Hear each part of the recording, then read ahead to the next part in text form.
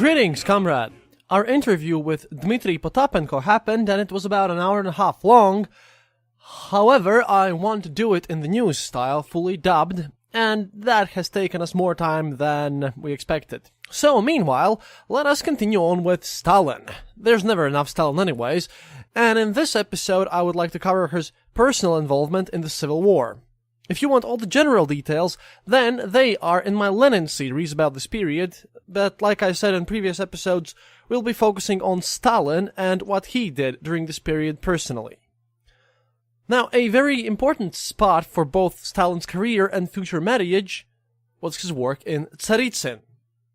See, in May 1918, or my other sources say April the 6th, or June the 6th, depending on the source, it's all messed up, but around that period of time, Stalin took charge of the grain collection in Russia's, at that point, extremely fertile southern lands.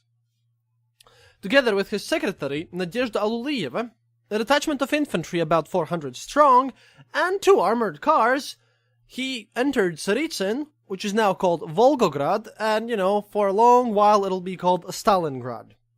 That's obviously situated on a bend of the lower Volga. It's a strategically important city, and also it was a key supply. The town was defended by the 10th Army, which was commanded by Voroshilov, who was an ex-Tsarist non-commissioned officer who would later on become Stalin's closest military associate. Stalin's assignment was to maintain the supply of grain to the capital. His ambition was twofold. Number 1, he needed to obtain a military command, and number 2, to undermine the authority of Trotsky, who at that point was People's Commissar for War, at that point being active on this southern front. It was also here, in Tsaritsyn, that he really began to build his own core of supporters in the military, starting with, Voroshilov, of course. These guys will later play an important part of his true rise to power. Stalin arrived in Tsaritsyn. He's often compared to these Oprichina officers of Ivan Grozny era. He arrived, and even my communist sources call him a, quote, new broom. He was basically here to shoot people and chew bubblegum, and he didn't even know what bubblegum was. So, he had promised Lenin that, quote, my hand will not tremble, we shall treat our enemies as enemies. He just reorganized all the police there, and according to a general who later gave his accounts to the White Army, showed great efficiency in his policing work. This was reflected by an increase in the prison population and the discovery of a growing number of counter-revolutionary plots, realistic or, otherwise. Stalin had the plotters and all known associates of the plotters, disregarding their gender or age, executed. And, of course, he kept Lenin informed by telegrams, where he combined basically patting himself on the back with some expressions of urgency. For example, when Tsaritsyn came under pressure, Stalin used this as an excuse to say to Lenin that he should be more active in its defense. Now, one of my sources say that he sent this in 7th of July, others again, June, because really at this point all the sources mess around with dates a lot. And I quote, I am rushing to the front. I ride on business only. The line south of Tsaritsyn has not yet been restored. I am chasing and yelling at everyone who deserves it and hope to restore it quickly. Be sure we will spare no one, neither ourselves nor others, and we will produce the grain come what may. If only our military specialists, the fatheads, had not been idle and asleep, the line would have held. If it is restored, it will be despite and not because of them.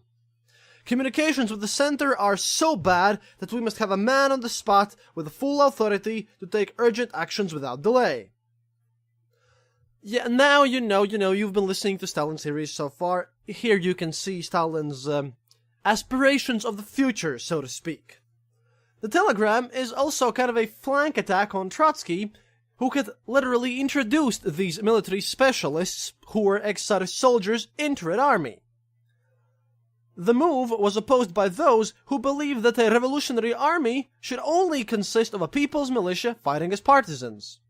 Voroshilov even thought that way, even though he was a ex-Tsarist non-commissioned officer. And he felt happier handling smaller units, and of course, Stalin opposed it vehemently because, well, he hated Trotsky. Stalin now made a bid for military authority. 3 days later, he sent Lenin a second telegram. And I quote here: "If Trotsky will, without thinking, give out mandates left and right about Trifonov, Donsk Oblast, Autonomov, Kubansk Oblast, Kope, Stavropol, to the members of the French mission, who, by the way, deserve arrests and being shot, and so forth, then, with confidence it can be said that in a month everything in the North Caucasus districts will be lost, and this region as a whole will also be completely lost. Please punch him in his head that there is no point of giving assignments without listening to the advice of the locals. Otherwise, there will be a scandal for the Soviet powers." And further on from the letter, "The question about provisions naturally overlaps with the war question. For this I need military authority. I already wrote to you about this, but I haven't yet received an answer. Very well. In this case, I will, myself, without any formalities, depose those commanders and commissars who are destroying our cause. This is told to me by the interests of our cause, and of course, any lack of papers handled to me by Trotsky will not stop me." 9 days later, Stalin got his command. Under the command of Lenin, the local Soviets created a new War Soviet of the North Caucasus War District, who was obviously under the command of Stalin. Now, as my communist sources say here, because they put a lot of funny comments in their biographies, quote, "As a sign of his great organizational skills, his reliability, and absolute dedication to the ideals of the revolution, Stalin was assigned with establishing order, uniting the separate fighting squads into regular army units, and was tasked with installing correct commanders and disposing of everyone who was not doing their job well enough."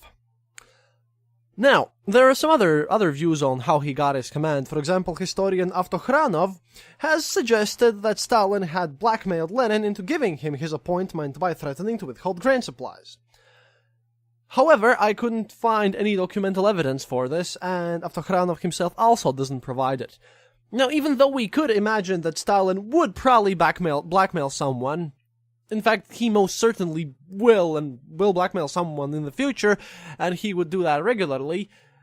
Still, however, there is no trace of this, and maybe he has edited it outside of, reality, as Stalin has done previously and later on, but I don't want to make such claims as of now, because, hey, opinions are opinions, so, the things Stalin did are, well, scary enough.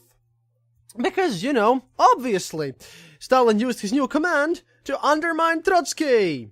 Stalin was heading a military opposition, which is also led by Voroshilov, Yegorov, and a cavalry commander, Semyon Budenny, who was, by the way, another ex-Tsarist NCO. He'll become later.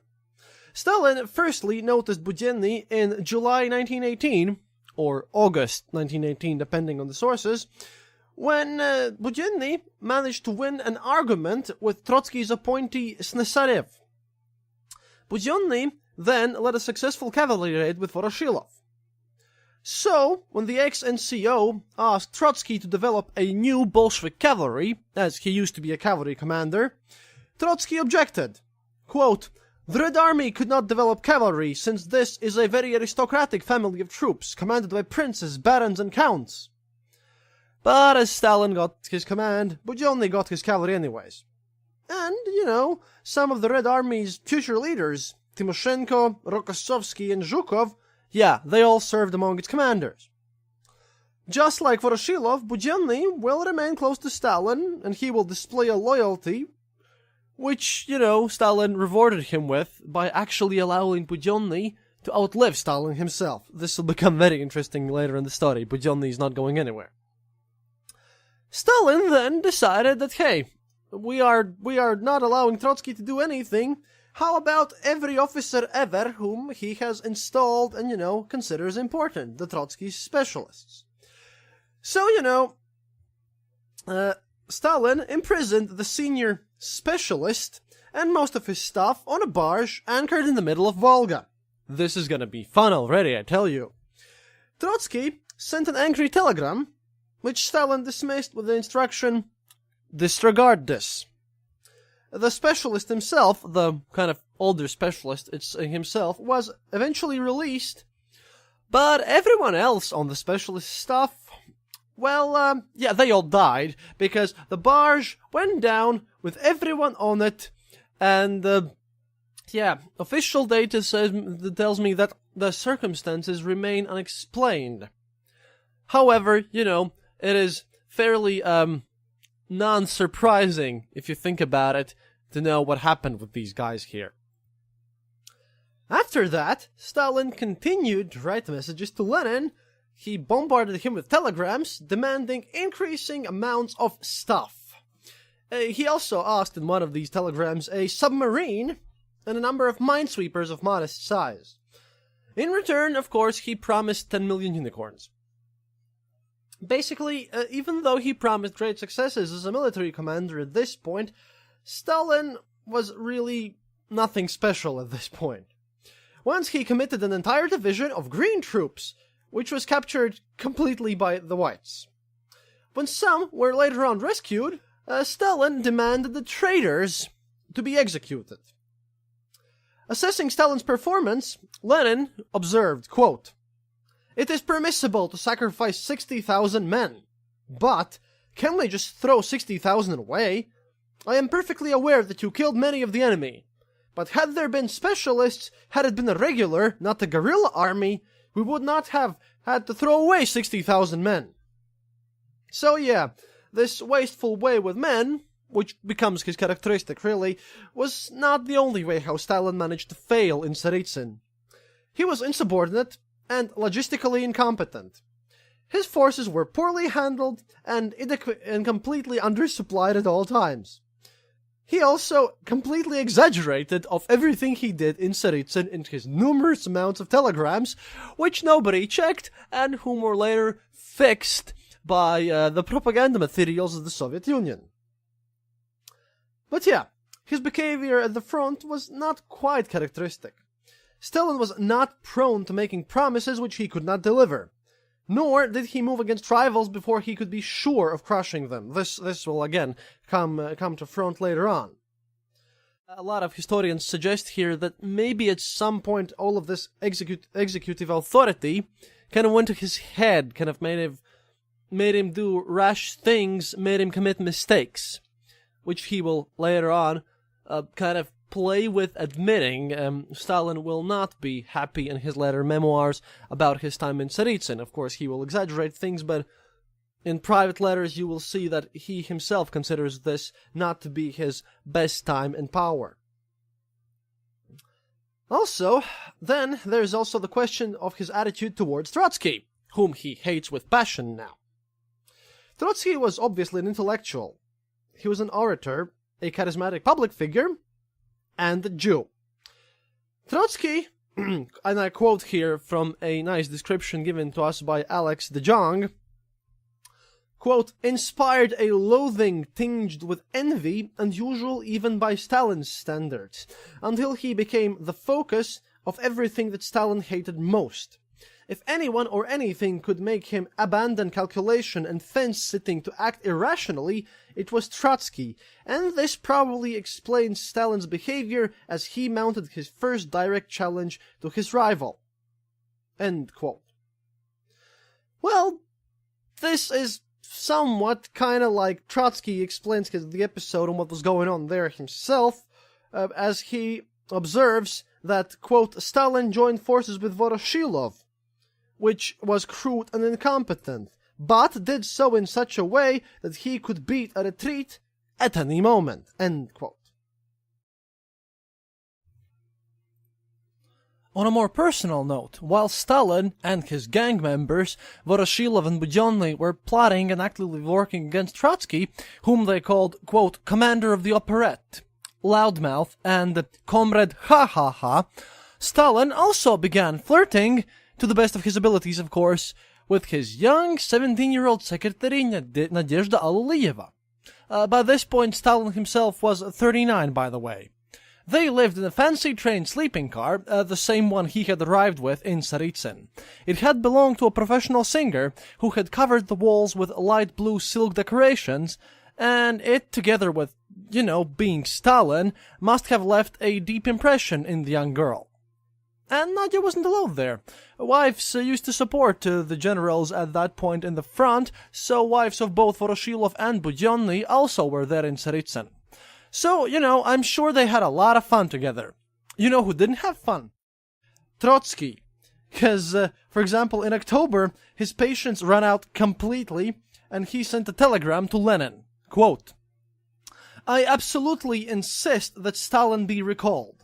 Things on the Tsaritsyn sector are going badly despite superior forces. Voroshilov is capable of handling a regiment, but not an army of 50,000 men. However, I will leave him in command of the 10th Army if he reports to the front commander. Until now, there has not been one communique from Tsaritsyn. I order reports on reconnaissance and operations to be sent twice daily. If this is not done by tomorrow, I shall have Voroshilov court-martialed and publish it in the army orders." You see, Stalin had tried to kind of short-circuit Trotsky, had poked him so many times that he hoped Trotsky would fail completely. And, if they had succeeded in their military operations, then Stalin and Voroshilov probably could have claimed complete credit for all the success in this war. And, although Stalin was behaving like a true murderous monster, Lenin did not really come down too hard on him at this point, as he was also constantly sending telegrams to Tsaritsyn asking for produce, for grain, for all sorts of vegetables, for everything. At one point, after such a telegram, they even spent an hour on the phone, which was rare at this time. Late in October 1918, Lenin sent Sverdlov to fetch Stalin with a special train. At this point, due to the political situation, due to the fact that he really needed Trotsky for his operations and wanted to still show some respect there and had to operate very, politically around things, he did not want Stalin to consider this recall a disgrace. So he gave him a series of appointments, one of which was membership in the General Revolutionary War Council. Lenin also put him on a new committee to coordinate the war effort and use of resources in general, the Council of Workers' and Peasants' Defense, on which Stalin sat as Lenin's personal executive assistant. Trotsky, who will write years later as a bitter loser, explains that Stalin's new posts as some sops to his ego, and he adds that, quote, "It gave him a chance to express his views on military matters without getting in Trotsky's way." Stalin really did not even comment on these documents at their writing at this point. Now, later on, in late 1918, Stalin, together with our friend Felix Dzerzhinsky, the head of Cheka, went to the Siberian front on a fact-finding mission. Soviets had not been doing well there, and the Third Army had just lost the city of Perm through sheer incompetence. Stalin usually, had a good eye of organizational problems. He was good at that. Not so much at direct military command, but organizing was his thing. And, he didn't allow such petty things as morals to stand in his way, and, quote, "He had by this point proved himself a talented troubleshooter." This is from my communist source, friends, and I have to add here that, shoot trouble he did. At this point, he quickly recognized that the problems in this Third Army were a lot related to the personnel, to the human resources. He will become a master of dealing with human resources, and, this will, again, teach him how to get power there. Also, he notes that one of the biggest issues here was, quote, "lack of proper channels of communication between the local organization and center head office." Well, he responded to these issues by making some organizational changes and instituted a recruitment and training scheme to deal with staff deficiencies. Like I said, he's a master of human resources. Stalin also took the opportunity to once again attack Trotsky, while producing, in words of military historian Eriksson, quote, A report that was a model of incisiveness in its display of the present weaknesses, and action taken in the light of these recommendations produced a noticeable strengthening of the Soviet left wing to the north. This report was critical of Trotsky and his military council, obviously, whose, quote, so-called instructions and orders disorganized the control of the front and the armies. A criticism confirmed by another Bolshevik secretary to the Central Committee, and in addition to this rivalry between Stalin and Trotsky. And this Bolshevik also dislikes Trotsky's administrative style. Quote, Trotsky sets the tone for the whole of this system. Frequent changes of political workers and commanders, crowding the front with a great number of party workers, and Trotsky's princely journeys along the front. All these are symptoms of the system of organized panic. Obviously, Stalin in this, again, criticized the use of ex-Tsarist officers, as he believed only true proletariat could fight for the cause. And, he once again opposed the Trotsky's use of traditional as opposed to guerrilla tactics, suggesting to Lenin in constant telegrams, which I'm sorry I will not bother you with, suggesting that constantly that, quote, Trotsky was an experienced and foolhardy commander. The question of these ex-officers and traditional and guerrilla tactics was discussed in the 8th Party Congress, which was held in the spring of 1919. By the way, with the whole, Civil War still going on a lot. And Trotsky's policies at this Congress had technically the support of Lenin, but they were obviously under harsh criticism. See, Stalin there maneuvered with a lot of, so to speak, delicacy. See, even my communist sources here say that he in this Congress speaks, even though previously he had supported some guerrilla tactics and, was in this opposition group, he personally states that this must all be fought against, and the communist sources say that he always went with what Lenin wanted, and that is building a full red Soviet worker-peasant army. Even though, according to his previous messages and everything and other sources, it's not so simple. Technically, Stalin never went out on a limb in public. He really professed support for Lenin, who kind of likes Trotsky's ideas at this point, while he always sides with Voroshilov when the latter decides to criticize Trotsky.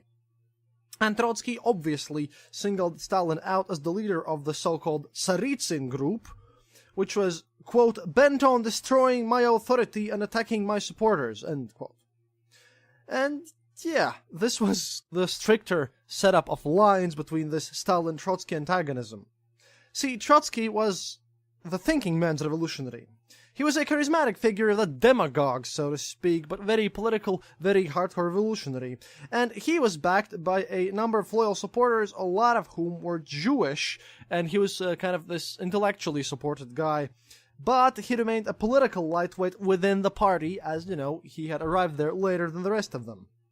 Stalin's supporters, however, were less educated but more hardy men. They had experience of life in the underground, because Stalin has led them in all these underground presses and the great heist of Tbilisi, which we spoke about, all of these things, and he was basically together with the proletariat, because their strategies and tactics are often by the same military historian Eriksson called proletarian. Basically, they favored loosely organized informal units, effective enough against poorly led opposition in open country. So this Tsaritsyn thing gave Stalin a taste for command and provided him with his first military supporters. When Voroshilov was later on transferred to the southern front, Stalin suggested to Lenin that he would be sent there too. Trotsky opposed his request, anticipating that Stalin would, again, try to poke Trotsky with a sharpened stick and cause all sorts of trouble for him. But Lenin here decided not to take any sides and temporarily assigned Stalin to the defense of St. Petersburg, which at this point really needed defending. It was threatened by a white army led by General Yudenich, and the discipline of the Bolshevik troops was really, really low there. When a local garrison mutinied, Stalin used the opportunity to take a personal touch, so to speak of. He recaptured the fort Krasnaya Gorka, which was occupied by the mutineers, and sent Lenin the following telegram, quote, "Naval experts maintain that it is contrary to naval science to capture Krasnaya Gorka from the sea. I can only deplore such so-called science. The swift capture of Gorka was due to the grossest interference in operations by me and civilians generally, even to the point of countermanding orders on land and sea and imposing our own. I consider it my duty to declare that I shall continue to act in this way, despite all my veneration for science." And yeah, Stalin again decides to boast that even though he's technically a political and a civilian commander, he knows best when it comes to military orders. And distance from the main headquarters at this point kind of emboldened him to take a harsh, independent line from the army command to a degree that would later even surprise Lenin. Stalin returned to Moscow in early July, satisfied with this state of defenses in St. Petersburg. However, the city came under threat once again in the autumn of 1919, when Yudenich again nearly took it.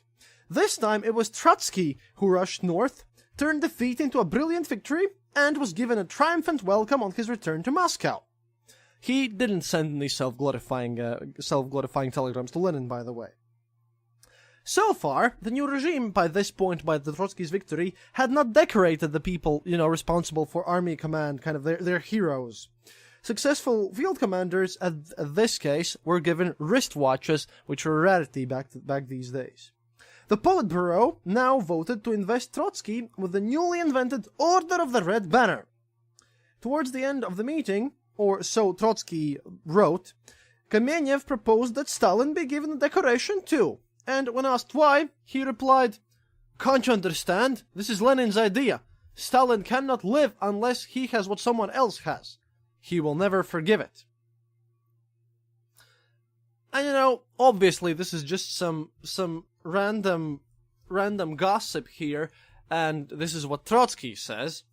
But Lenin's assessment of Stalin's character was accurate enough, but it's unlikely that he decorated him to placate some sort of ego. More probably that Lenin wished to keep a balance between Trotsky and Stalin.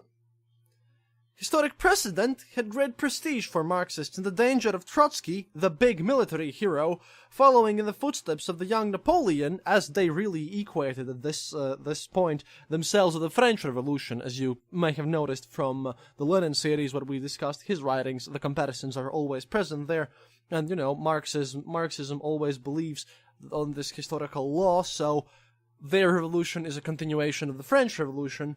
So this view presented by more or less most Western authors that I've read, both de Jong and Montefiore, it kind of shines through here. But you have to think about it here that it kind of boggles my mind still that someone is using Stalin as a counterweight to Trotsky, and someone is afraid of Trotsky taking power at this point. Because, we know in hindsight what happens further, but hey, well, Lenin here decided that this is the smartest thing to do. This counterweight, Stalin, was finally sent south. The White Army under Denikin had a really great autumn campaign there. They had captured Kursk, Voronezh, and Orel, and, they were starting to provide some threat to Moscow by this point. Here, in this occasion, Stalin did not intrigue against Trotsky, which is surprising. Although Stalin's historians here, especially on my communist side, provide a grand list of his achievements here, but they're actually, not that documentally provable.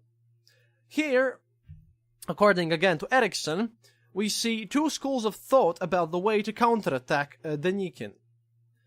One school wanted a flanking movement from the southeast, the second favored a push down from the north. Stalin had originally favored the former plan, but once he understood the logistic problems, because, this whole thing involved attacking across the axis of numerous rivers and railway lines, rather than moving down these things, he began to favor the alternative, which proved successful over time. In time, Stalin became the architect of the plan, and the part played by Trotsky found its way into history's dustbin. According to Voroshilov, Stalin's court historian for military matters, Stalin went to the front with an order signed by Lenin, ordering Trotsky to take no part in the fighting, which is extremely unlikely, and I cannot find any part of this order in my Russian sources, which would be actually kind of based in documentations, except again on rumors. Trotsky's account of the whole campaign, by the way, lists at least 80 documents signed by him relating to it, so it's much more likely than Trotsky's version here is that Trotsky actually did this whole fight against the Nikan. Yeah, that's more likely. The southern campaign here concluded the civil war, as Wrangel's front collapsed in the autumn of 1920. The remnants of Wrangel's army and a considerable civilian population found themselves at the mercy of the Bolsheviks. An Allied fleet, by the way, in the process of making a departure, took off some of these people, but only some of them. And, the guys left here, the civilians, were very anxious to leave before the Reds arrived. Sometimes they were using machine guns to discourage the remainder from attempting to join their more fortunate friends and relations. An Allied fleet, in the process of making a hasty departure, took off some, but by no means all, of those anxious to leave before the Reds arrived. Because, you see, Reds sometimes used machine guns to discourage the remainder from attempting to join their more fortunate friends and relations of those people who had managed to escape this whole, escapade with Bolsheviks coming in your village. At this point in autumn, Stalin also manages to actually marry Nadezhda Aluliyeva, so, he's married man once again with his 18-year-old wife. Because, well, now they can get married finally, which is pretty good. Stalin's last experience of active service took place in 1920, when he acted as a political commissar for the Southwestern Front during the brief Russo-Polish conflict, which we spoke about in detail in our Lenin series. But here, in short, just so you remember, Poland there wanted to establish an eastern frontier by force of arms, and it was led by Marshal Pilsudski. They successfully invaded Ukraine and captured Kiev. Budyonny's 1st Cavalry Army kind of threw it out and pushed it back to Polish soil, while the main body of the Red Army advanced on Warsaw. That one was led by Mikhail Tukhachevsky, who was a former Tsarist officer, of aristocratic origins nonetheless, and kind of one of the most outstanding Bolshevik commanders of the Civil War. He was an ambitious career soldier and was perceived by this Tsaritsyn group as Trotsky's man. Indeed, they had even criticized Trotsky for giving a, quote, former aristocrat, end quote, responsible military command. And at this point, the Red Army mounted a two-pronged attack. Tukhachevsky led a drive that took him to the gates of Warsaw, while the 1st Cavalry Army, led by Budyonny, and other units of the on the southwestern front pushed down and away from Warsaw towards Lvov. They expected to be welcomed with open arms by Polish peasants and workers. And they got disappointed really quickly in their expectations. As their advance petered out, they were ordered north to cover Tukhachevsky's left flank, which was extended and dangerously exposed. The orders were disobeyed by the commands of Stalin, who was, in, again, Trotsky's expression, because Trotsky writes a lot about Stalin in this era, quote, waging his own war. Unconcerned by the state of Tukhachevsky's flank, Stalin continued his advance on Lvov. The Polish army counterattacked in front of Warsaw, broke Tukhachevsky and threw him back, while Budyonny had to cut his way home with extremely heavy losses. Early heavy historians at this point take the view that Stalin's disobedience was one of the principal causes of the defeat.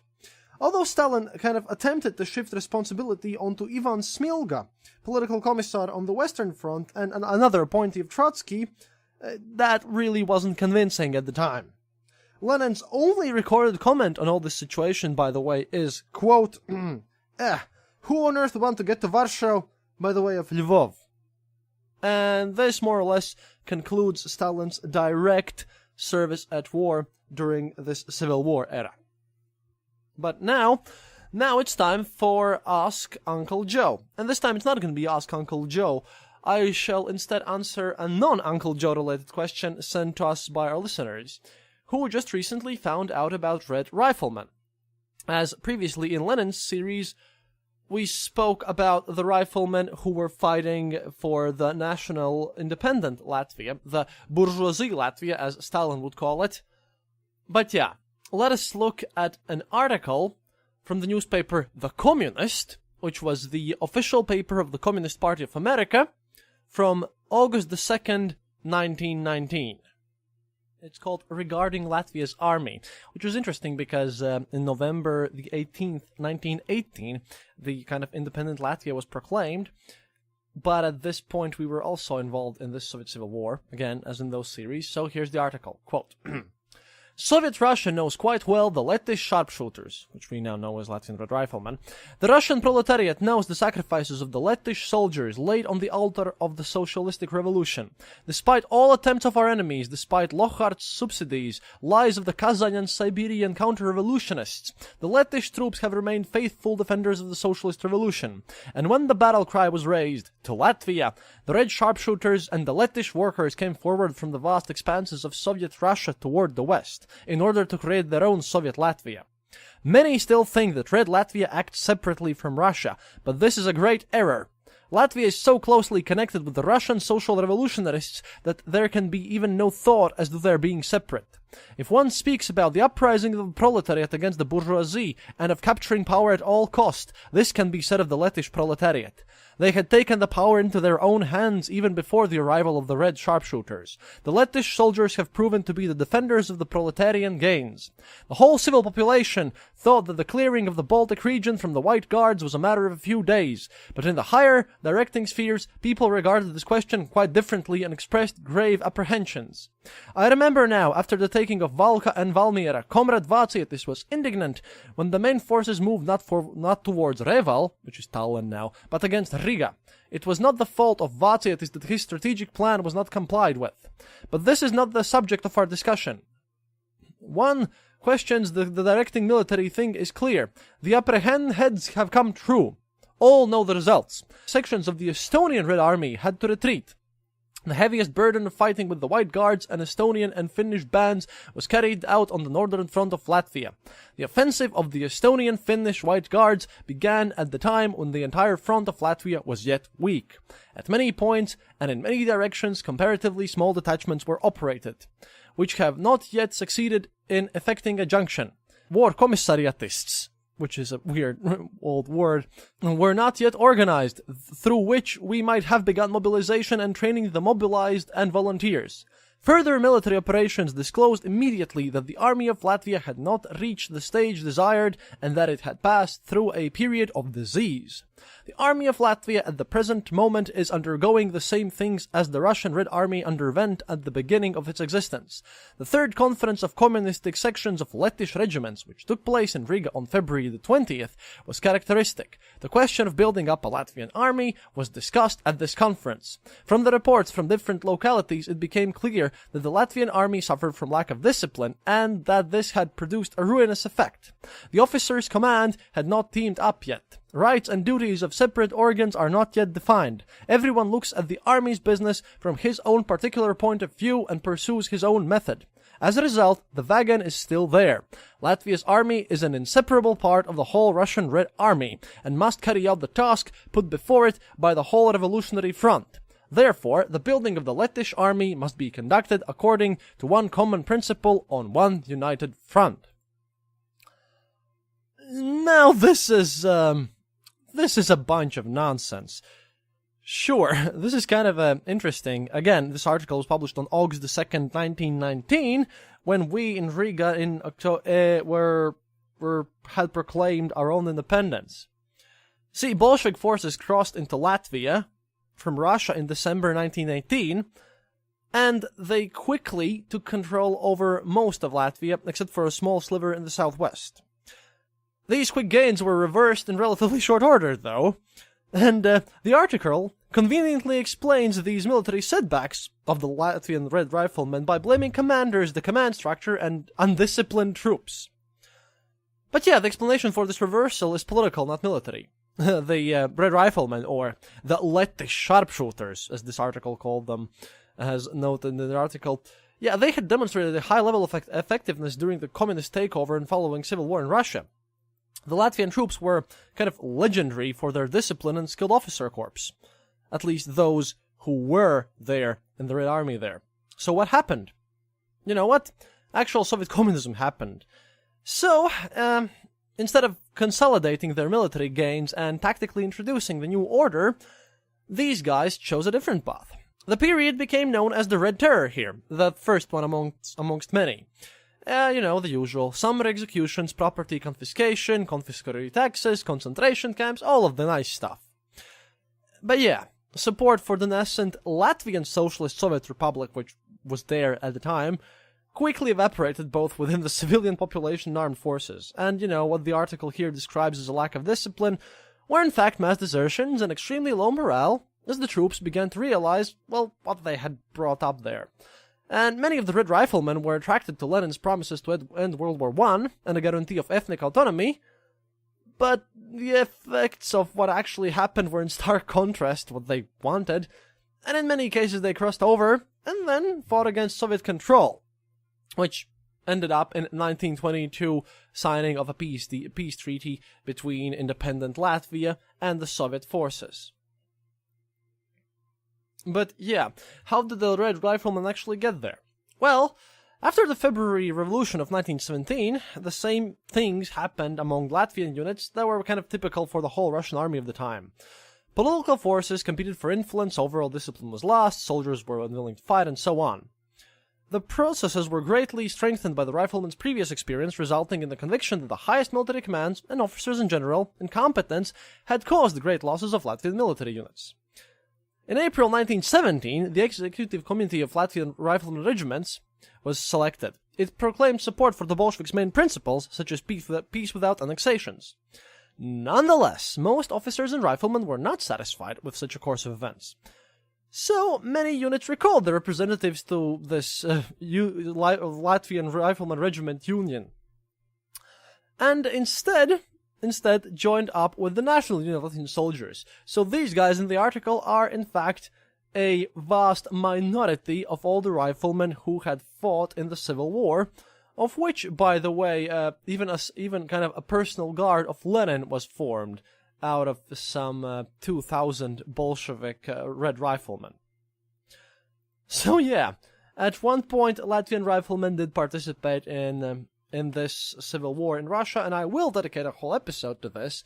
It's just that I had to explain that, they were in the Tsarist army, and then someone just took them over in Russia, which they weren't very happy about, and many deserted. Then, together with the Bolsheviks and Commissars, they tried to take over the territory of Latvia already after the signing of Brest-Litovsk, and that really didn't end that well for them. For more details, again, on the whole, how the war went in the Baltics, listen to our Lenin episode.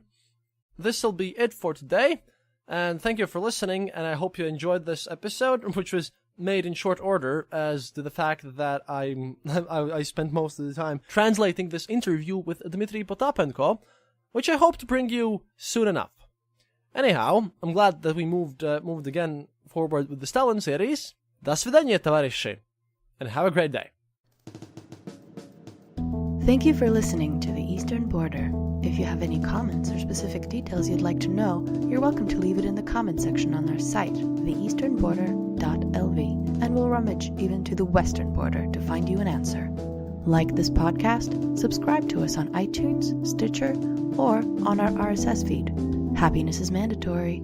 Good reviews and donations feed the farmers of our kolkhozs in the great motherland. The Eastern Border salutes you.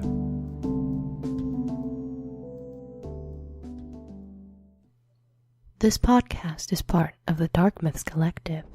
Visit darkmyths.org for more shows like this one. The darkness awaits.